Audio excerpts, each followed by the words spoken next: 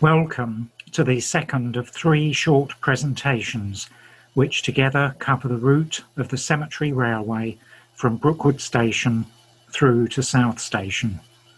My name is John Clark, and I have been researching and writing on the Cemetery Railway for many years. This second programme covers what you can see in the North Cemetery from Brookwood Station down to Cemetery Pales. We start this section of our journey in the area outside Brookwood Station. This view looks back towards the site of the Rundown Loop, details of which can be found in the first programme. Brookwood Station is on the right, and the pedestrian entrance into the cemetery to the left. The wall to the right forms the foundation to the down platform of Brookwood Station. This view is taken in the opposite direction, looking towards Woking. Here you can see what were the old entrance gates to the cemetery on the right of the photograph. The route of the Cemetery Railway ran directly ahead through what is now the four-part fence to the left of the former entrance.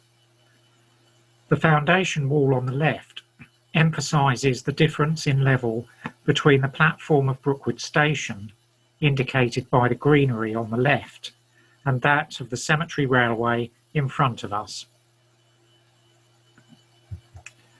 Looking back towards this four-part fence from the other side, the route of the railway is also clearly shown to the right. Notice the railway railings on the left, which defined and still define the boundary between the route of the railway, where I am standing, and the cemetery, behind and beyond the railings to the left. The next photograph can also be seen in the first programme. It is a reminder of how we saw this section from the down platform of Brookwood Station. It shows the route of the single line of the Cemetery Railway below the railings and the cemetery itself above them. Continuing further along the trackbed, we can look back towards Brookwood Station, noting how the Cemetery Railway continues to run alongside Brookwood Station at this point. In the next photograph, we're further along the trackbed, and here we find ourselves in a tunnel of vegetation, and we can see how the route of the railway is beginning to curve away from the main line. Looking in the opposite direction, that is into the cemetery, you can see how the railway continued to curve towards the level crossing with Long Avenue, which is one of the cemetery roads. The green sign you can see on the left marks one entrance to the Ahmadiyya Muslim burial ground. Note how the course of the railway is flanked by rhododendrons. In the past, these were maintained as low hedges running alongside the railway track. Continuing along the trackbed, when you reach the sign for the Ahmadiyya Cemetery, note there is a flight of stone steps leading down to the burial ground, along with a small monument commemorating the opening of this section in the 1970s. The section of the trackbed we have been following is raised on an embankment. This is best seen from the Actors Acre, or plot 118, which is to the right of the railway. This photograph is taken from the Actors Acre and shows the embankment planted with rhododendrons. Part of the trackbed can be seen in the centre as a section of level ground just above the group of graves.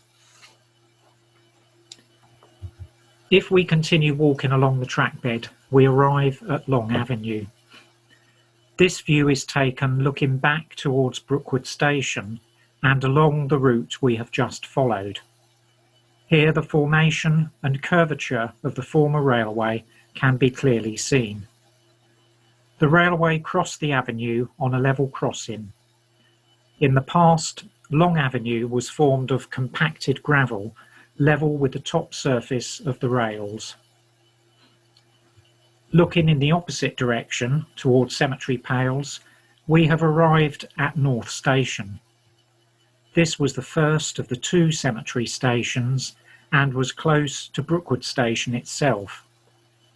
We can clearly see the route of the railway, which now runs straight ahead of us towards Cemetery Pales.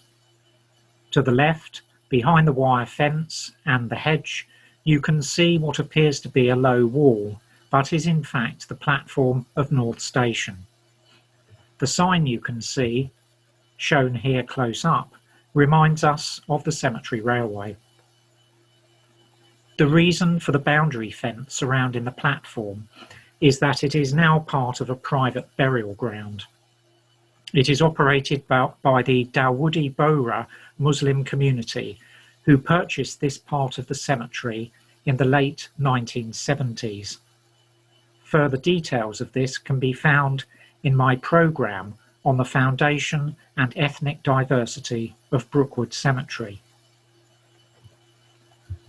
North Station served what is now designated the North Cemetery. Previously, it was called the Nonconformist section. This meant it was reserved for non-Church of England funerals, including Roman Catholics, Muslims, Jews, Parsis, and other dissenters or non-established churches. The station was designed by Sidney Smirke, architect to the London Necropolis Company. It consisted of a single storied range of buildings centred around a central square courtyard, with the side nearest the railway left open. From this side, two wings extended parallel with the platform. A generous roof overhang on the platform side of the building provided a canopy. Waiting rooms and toilets were provided, along with a refreshment room and accommodation for the station caretaker. All this lay behind the hedge. North Station survived until the late 1960s, when it was demolished due to dry rot. Despite the fence and the hedge, we can still find a number of features that define North Station. If you look carefully at the platform from Long Avenue, you can still see the stone steps that led directly onto Long Avenue. The width of these steps is the width of the platform in front of what was the station building at this point. The platform of North Station was shorter than that of South Station, as we shall see in the final programme, and it was unusual in having steps at each end. Another feature we can find is shown here. Both station platforms had a specially constructed dip or lower level, which was the width of the station courtyard. The reason for the dip was either to facilitate the unloading of coffins from the bottom shelves of the hearse carriages in the funeral train, or otherwise to allow the drainage of rainwater from the courtyard. Either or both explanations may be the reason for this unusual design feature. This photograph shows that on the right we have Staffordshire blue bricks with a conventional square edge forming the top of the platform face. But if you study the bricks to the left, you will notice that these have a rounded edge, as these form part of the platform dip. The next photograph shows North Station taken from the Cemetery Pales end of the platform. This is looking back towards the main line and Brookwood Station. At this end, the hedge is not as close to the platform edge, and so it can be more clearly seen through the fence. The white bricks at this end of the platform show where there was another set of steps leading down from the platform, and this is shown in more detail here.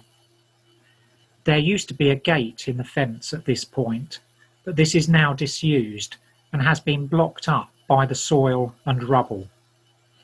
This unfortunately obscures the steps, which at this end were of blue brick rather than stone.